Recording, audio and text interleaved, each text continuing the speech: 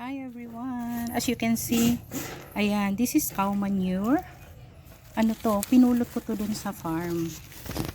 So, pinulot ko to dun sa mga pinagpastulan ng mga may hayop doon. Ayan, very dry na siya. So, ngayon, ilalagay ko ito sa aking mga tanim na gulay sa paso. So, ito, ganyanin nyo lang siya. Ayan. Idirect ko na siya. Kasi tuyo naman.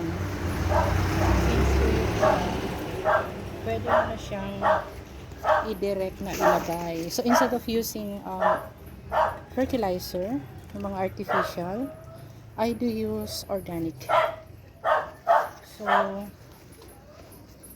ito yung mga nilalagay ko. Actually, bumibili-bili pa ako nito sa may area ng aking auntie. But, ano siya, basa, kaya kailangan ko pang patuyuin. So, bakit natin iwasan yung basa? Yung basa kasi, mabaho. Sometimes mabaho. But this one, pag tuyo siya, ayan, ito yung ginagawa ko. Tapos, bago ko siya diligan. So, very yan, i-update ko kayo kung ano na ang mga itsura ng ating mga tanim. Ayan, nilalagyan ko siya. Diba? At least natural.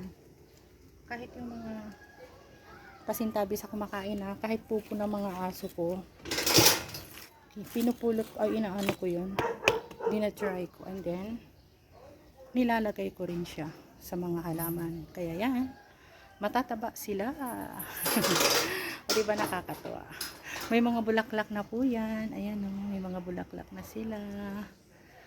Ayan. So, I hope it helps para hindi na po tayo bumili and it's more safe for us to use this cow manure.